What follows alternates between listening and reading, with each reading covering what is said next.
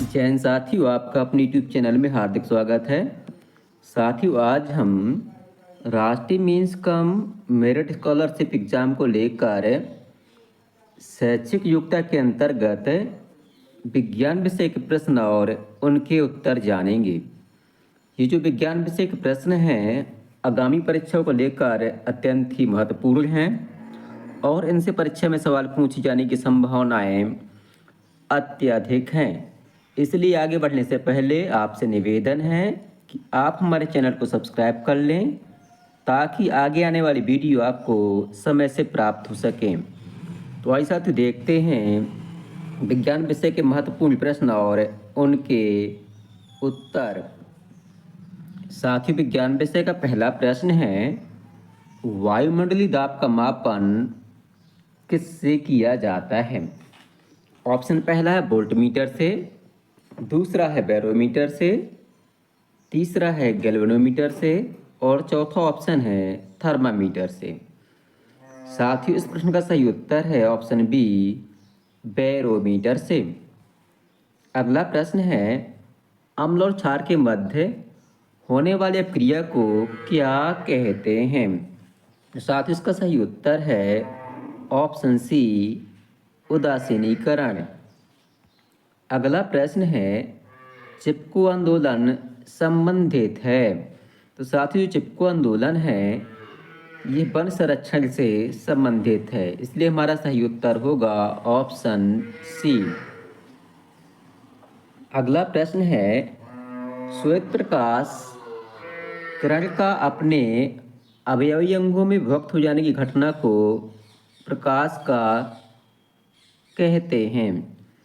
श्वेत प्रकाश किरण का अपने अवयवी अंगों में विभक्त हो जाने की घटना को कहते हैं प्रकाश का। इसका सही उत्तर है ऑप्शन डी, वर्ग विक्षेपण। अगला प्रश्न है, दंत विशेषज्ञ द्वारा दांतों का बड़ा प्रतिबिंब देखने के लिए प्रयुक्त किया जाता है, अर्थात जो दांतों का डॉक्टर्स होता है वह जो है किस दर्पण का प्रयोग करता है? इसका सही उत्तर है ऑप्शन ए, अवतल दर्पण। अगला प्रश्न है, डॉक्टरी थर्मामीटर का तापीय परास कितना होता है?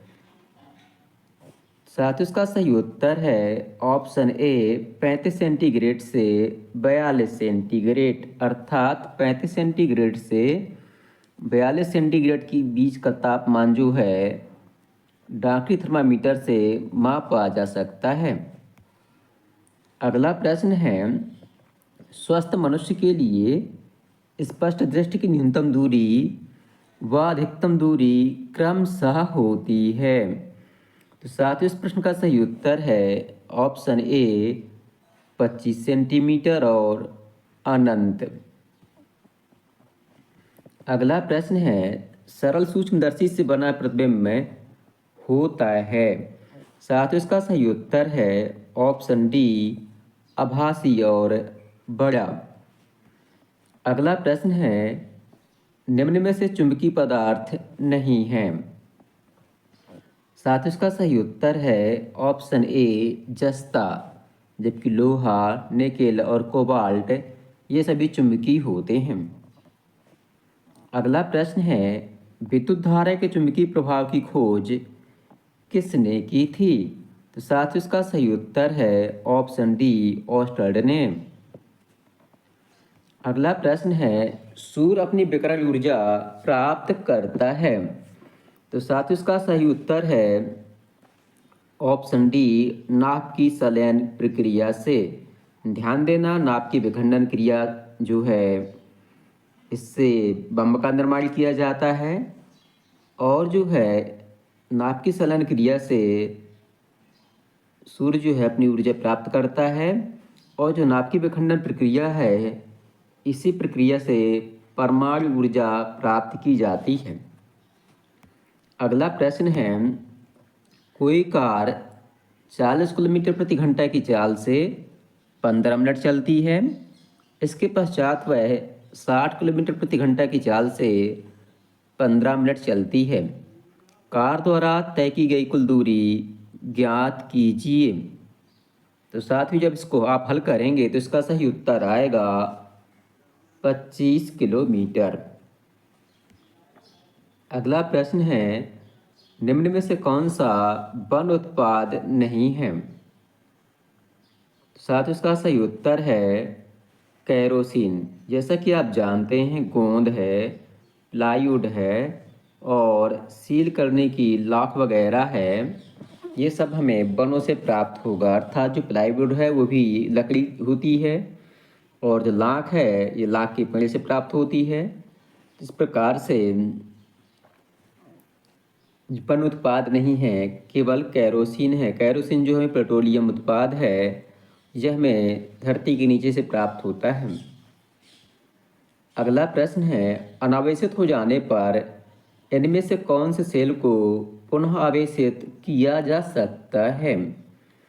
साथ ही इसका सही उत्तर है ऑप्शन बी, सीसा संचायक सेल। साथ ही अगला प्रश्न है, पैरामीशियम का प्रचलन अंग है। साथ ही इसका सही उत्तर है ऑप्शन सी, सीलिया। अगला प्रश्न है, कोशिकीय क्रियाओं का नियंत्रण करने वाला अंगक है। साथ ही इसका सही उत्तर है ऑप्शन बी, केंद्रक। अगला प्रश्न है, केचुए का श्वसन अंग क्या होता है? साथ ही इसका सही उत्तर है ऑप्शन डी, त्वचा। अर्थात केचुआ जो है त्वचा के माध्यम से श्वसन करता है। अगला प्रश्न है, यूरिया उर्वरक है। अर्थात यूरिया जो है कैसा उर्वरक होता है? इसका सही उत्तर है ऑप्शन ए, नाइट्रोजनी। अगला प्रश्न है, ब्रायोफाइलम में किस भाग के द्वारा जनन क्रिया होती है? साथ ही इसका सही उत्तर है ऑप्शन ए, तना के द्वारा। अगला प्रश्न है, निमोनिया का रोग कारक सूक्ष्म जीव क्या होता है? तो साथ ही इसका सही उत्तर है बैक्टीरिया अर्थात जीवाणु। अगला प्रश्न है, रोग का टीका लगाया जाता है। अर्थात इनमें से किस रोग का टीका लगाया जाता है? तो इसका सही उत्तर है ऑप्शन डी, टाइफाइड का। अगला है, रूहु और कतला क्या होते हैं? तो आप जानते हैं कि रूहु और कतला जो हैं मछली की एक प्रजातियां होती हैं, इसलिए इसका सही उत्तर है ऑप्शन सी। अगला प्रश्न है, दूध में उपस्थित प्रमुख पोषक तत्व कौन सा होता है? तो साथियों इसका सही उत्तर है ऑप्शन सी, कैल्शियम। अगला प्रश्न है, साहीवाल किसकी नस्ल है? तो जो साहीवाल होती है ये गाय की नस्ल होती है। अगला प्रश्न है, ध्रुवी भालू को अत्यधिक ठंडी जलवायु में रहने के लिए कौन सी विशेषताएं अनुकूलित करती हैं? साथ ही इसका सही उत्तर है ऑप्शन ए, श्वेत बाल अथवा फर, त्वचा के नीचे वसा, तीव्र सूंघने की क्षमता। अगला प्रश्न है, ज्वालामुखी का कार्य क्या होता है? तो साथ ही इसका सही उत्तर है जैसे जाइलम अर्थात जल का परिवहन करना। अगला प्रश्न है, एक वयस्क स्वस्थ मनुष्य की हृदय स्पंदन की दर कितनी होती है? तो साथ ही इसका सही उत्तर है ऑप्शन सी, 70 से 80 प्रति मिनट। अगला प्रश्न है, गैल्वनीकरण क्या कहलाता है? साथ ही इसका सही उत्तर है ऑप्शन ए, लोहे पर जस्ते की परत चढ़ाना। अगला प्रश्न है, जंग लगने पर लोहा परिवर्तित होता है। इसका सही उत्तर है ऑप्शन ए, आयरन ऑक्साइड में। अगला प्रश्न है, एलपीजी में पाई जाने वाली मुख्य गैस कौन सी होती है? तो इसका सही उत्तर है ऑप्शन ए, ब्यूटेन। साथ ही ये प्रश्न कई बार परीक्षाओं में पूछा जा चुका है और अत्यंत ही महत्वपूर्ण है। अगला प्रश्न है, मार्स गैस किसे कहते हैं? तो जो मार्स गैस होती है इसको मीथेन को कहा जाता है। अगला प्रश्न है, कैल्शियम की संयोजकता कितनी होती है? इसका सही उत्तर है ऑप्शन बी +2। अगला प्रश्न है, भौतिक परिवर्तन का उदाहरण नहीं है। साथ इसका सही उत्तर है ऑप्शन डी जंग लगना। अगला प्रश्न है, फ्लोरीन में मुख्यतः कार्बन परमाणु की संख्या कितनी होती है? तो जो फ्लोरीन होता है इसमें कार्बन परमाणु की संख्या 60 होती है। अगला प्रश्न है, बेकिंग सोडा की प्रकृति कैसी होती है? तो जो बेकिंग सोडा है इसकी प्रकृति क्षारीय होती है, अर्थात जो खाने का सोडा है इसकी प्रकृति जो है क्षारीय होती है। तो साथ इस प्रकार से विज्ञान विषय के 35 प्रश्न पूरे होते हैं। मुझे विश्वास है कि आपको वीडियो पसंद आया होगा। वीडियो पसंद आया तो वीडियो को लाइक करें, अपने दोस्तों के साथ शेयर करें और हमारे चैनल को सब्सक्राइब करना बिल्कुल भी न भूलें। धन्यवाद।